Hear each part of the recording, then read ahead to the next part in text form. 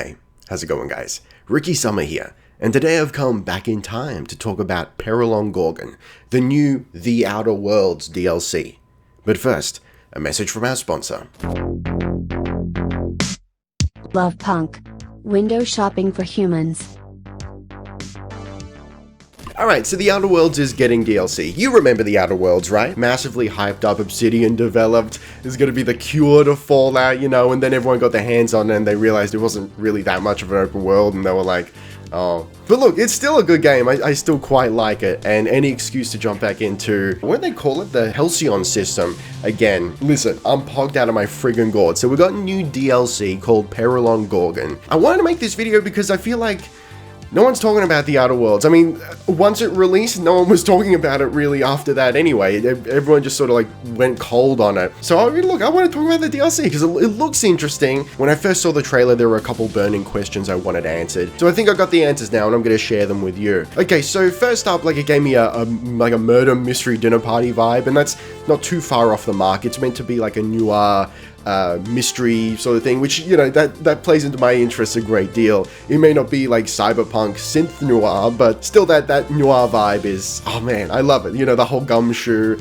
Dame walked into my office sort of thing. I love that sort of shit. So the NPC that actually gives you the quest that launches you into the DLC apparently fits into that noir detective trope perfectly. Look, I'm already on board for this. So, Peril Gorgon takes you to a whole new area. It's the asteroid known as Gorgon. It raises the level cap from 30 to 33, so I think that gives you a pretty good idea of how much content we can expect from Gorgon. This is what I really wanted to know when it slots into the game. So apparently it has been, as they say, seamlessly slotted into the main story. So I guess we'll see how seamless it feels once we get into the game. But it's only playable once you complete the critical path on Monarch, which, if memory serves, was like the last major hub. So that's like just before the end of the game. So you do that, and then you go into the Perilon Gorgon DLC, and then you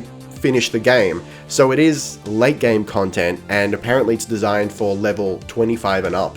You can go into it at a lower level, but it's still quest gated, it seems. You have to finish like the critical main story path on Monarch before you can head to Gorgon. And then the first time you travel after you've finished all that stuff on Monarch, then you'll be prompted to start the Perilon Gorgon DLC. So, I don't know, I'm not sure how I feel about that, honestly. I'm not too crazy about DLC that adds, I know I'm sure I'm in the minority here, because this is like the standard, this is what everyone does, so clearly this is what people want. Well, maybe not clearly, but I suspect this is what people want. But I'm not too crazy about DLC that's solely end game focused. I like DLC that sort of sprinkles content throughout that. I want like a general game enhancement across the board, but that's not what we're getting here. It's a new quest, but good news is it doesn't like quarantine you. It doesn't take you to Gorgon and then like strand you there. It's not like was it Old World Blues? No. There's the what was the Sarah Madre quest? Dead Money. It's not like Dead Money where you get there and you're stuck and you can't get out and you have to finish the quest, finish the DLC before you can move on and complete the game. You can move back and forth, and apparently it seems that elements of the DLC quest will take you to previous areas, and not just like previous areas that you've been to before, but like new dungeons, maybe new structures, I don't know, new instances, we'll say, in the old areas that you've been to before. So that's nice. Hopefully that goes a long way to making it feel like it's perfectly integrated into the story, because that's what I want. I don't like the feeling of, you know, you got a game, you complete the game, and then DLC comes out and you get like blah blah blah blah, hey, do the DLC content. All these messages come up and it just takes you out of the world, you know. I like when it feels like this is meant to be in the game, you know. It feels like this was in the game from the very beginning. It's like when you play an old game, like a Game of the Year version years later, and you forget what was in the base game and what was DLC, you know, that's what I want. So that's what we'll be getting here. That's nice to hear. So, you know, they're talking about how it's seamlessly integrated, and I'm wondering if maybe does that add content sprinkled throughout the game up until that point where you go to Gorgon and actually do the DLC quest.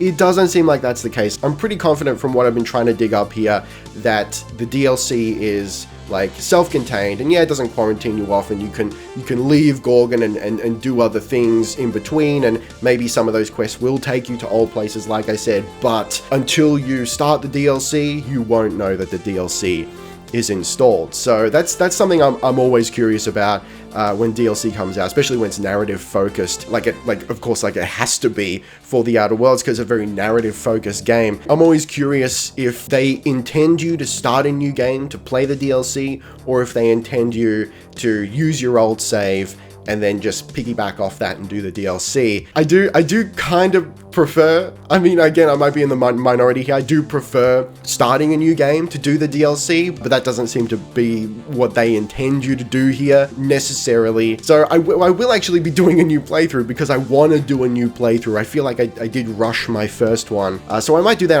on Twitch actually, and the VODs will go up to the second VOD channel that I've just created, which is the first time I'm mentioning it. So hey, there you go, announcement, I got a VOD channel now. There will be a link to that in the description, and it's also in my featured channels thing along the side. So in addition to everything we've talked about here, there's going to be some new armors plus variants to existing armors, which is nice. There's going to be more floors and perks, which I'm grateful for. My first run through, actually I've done like 1.25 playthroughs. In all that time, I've actually never gotten a floor. I've never seen that system, which is a little bit disappointing because that seemed like a really interesting mechanic. The idea of willingly taking on some negatives for like new gameplay, or or big positives. So more floors is good, because hopefully I'll actually get some this time. They've also added more dialogue and reactions to companions, so maybe not necessarily again throughout the game for content that's already in there, base game content, but relating to the DLC. So that's how they've tried to integrate the existing companions more seamlessly into the DLC and tell some of the story through their reactions. So that's good. At least it's not going to be one of those experiences where you go to the new content and all the companions are like they don't know what they're doing because they haven't had any voice lines added. That doesn't seem to be the case here. They will actually have new dialogue for the DLC, which is great. I'm happy to hear that. They made a specific note that the robot, Sam, in particular, was getting a little more love. So that's cool, because, he seemed like kind of an empty shell, ironically, which is appropriate, I guess, but he seemed like a cool character, and then it was just like, well, there's not much to him. So that's nice that he's going to get a little bit more. Maybe he, as a character, is a little more relevant to the plot in Gorgon. I don't know, we'll see. That's just purely speculation on my part. The DLC is apparently going to run about 6 to 8 hours. They've compared its length to the rough length of the Monarch hub, they've said. So if you remember how long it took you to run through Monarch, that's roughly how long it's going to take you to play the DLC. The structure of it seems to be quite interesting. It looks like it's a mystery, so that murder mystery dinner party vibe that I got from watching the trailer is on point. It might not be a murder mystery, it seems like there's some sort of grand corporate plot, which it's very on point for the game as a whole. So yeah, that's the sort of thing we'll be dealing with. They've also made a point of mentioning that you will actually be able to kill all the suspects without figuring out the mystery. So you can just go on a murder spree and kill everyone, and you can still finish the plot. That's very cool. I'm excited for the possibilities there. Furthermore, they've said that there's actually going to be they said a payoff, a story narrative payoff, if you complete the whole game without completing the DLC. I'm guessing it's just going to be a little, it could be anywhere from a footnote to a slide or a bit of narrative, whatever it is, at the end of the game that's like, well, hey, you didn't solve this mystery, so now everyone's dead or something. I imagine it's going to be like that, but there's something about Perilon Gorgon that, if you don't complete the story, will affect the end of the game. So that's interesting too. I might even just run a side save just to see what that would be like. The DLC slots in right before the end anyway, so I can't imagine that's going to take up too much time to give that a try. It's like that, how long did it take? 12 minutes to beat the whole game? You can actually do that, but you have to do the failed path, right? You have to press the button and anyway. Look, it's a really interesting game. I feel like it was marketed a little bit incorrectly, and people's expectations were not accurate. But I quite like it, and I think, you know, if you understand what it is and you're in for that sort of game, and just to be clear, it's a heavily narrative focused, short RPG, what is it, like 30 hours, with branching paths and a quirky atmosphere. It's New Vegas without the open world. You know, you can do things in the order of your choosing, but it's not an open world per se, and that's okay. You know, I think a lot of the New Vegas fans like New Vegas not for the open world necessarily, but for the narrative and the choices and whatnot. And the Outer Worlds has that, in my opinion. One more thing I want to mention here. I found a little nugget of information that I found quite titillating indeed. The devs were asked about the inaccessible planets on the map. I'm assuming that they're all saved for potential DLC. And a quick note on that, they've said that there are 2 planned narrative DLCs. This is the first, so we're going to get 1 more. Does that mean that there's going to be more DLC afterwards that's not narrative focused? I don't know. It's I'm always a little bit curious about very specific wording, like 2 narrative DLCs. We gotta let that one hang in the wind for a little bit of speculation there. But when asked about the inaccessible planets on the map, they said that you'll be able to have an experience on one of those planets, but they're not going to mention which one. That to me says they're not talking about Gorgon. Gorgon is extra, right? That to me says that as part of the Gorgon quest, DLC, whatever is involved in that, you will be able to go to one of the planets that's currently inaccessible in the base game and do something there. I'm guessing it's going to be one quest, a small area. I'm not expecting anything more from it, but that's interesting. Maybe, again, just pure speculation, maybe this is set up for the next narrative DLC, and then when that DLC drops, we'll have like full access to that planet. Yo, that would be very exciting. You know, I'm just listen. Look, you give me little mysteries like that, give me little tidbits, and I'll get mad excited about it. All right, lastly, let's talk about the whole Steam Epic thing. So the game is coming to Steam. I think the deal was for 1 year, so a year after release, and what it released October.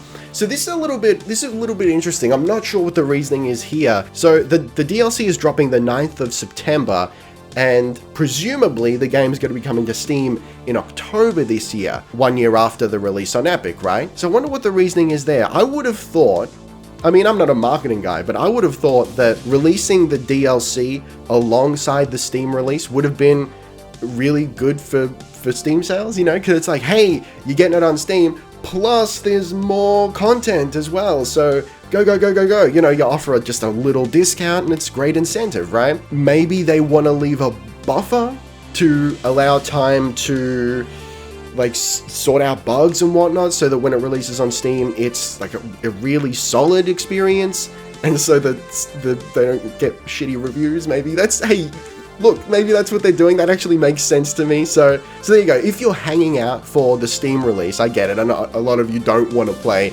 on Epic. So if you're hanging out for the Steam release, you got to hang out a little bit longer. So DLC will drop, and then presumably it's going to release on Steam. Again, I don't think there's been any like confirmation of that fact. It's just, it was going to be Epic exclusive for a year, and that year is almost up. So, right, like it's coming soon, right? Alright, so there you go, Perilon Gorgon. Let me know your thoughts. Are you excited for this sort of DLC? For me, story DLC is always, it's hard to get excited about just because we don't know what the story is yet, you know? The appeal of more story is when you're in it. So to be like, hey, these are the dot points of the story, get excited. I'm like show me the story and then I'll get excited, you know? So we'll see how it goes. I'm looking forward to jumping back into the Outer Worlds. So I think I better get started on it now. Look, we better get started on it now. We better start streaming that shit right now, because I got to be ready for when the DLC drops. I got to get to level 25, boys. Oh, buddy. Anyway, did you guys play the Outer Worlds? What were your thoughts on it? What are you looking forward to most? What do you hope they add to the game in DLC in the future? But for the moment, guys, thank you very much for watching. Don't forget to gently caress that like button, be excellent to each other, and I'll see you next time. Ricky Summer. out.